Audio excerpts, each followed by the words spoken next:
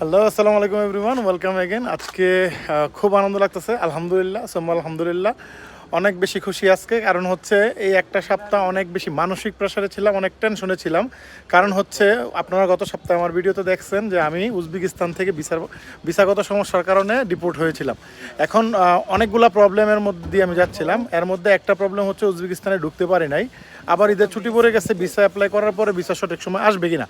আজকে 3 কর্মদিবস বরাবর হয়েছে, কিন্তু খুশির সংবাদ হচ্ছে আমি গতকাল রাত্রে ভিসা পেয়ে গেছিলাম আলহামদুলিল্লাহ।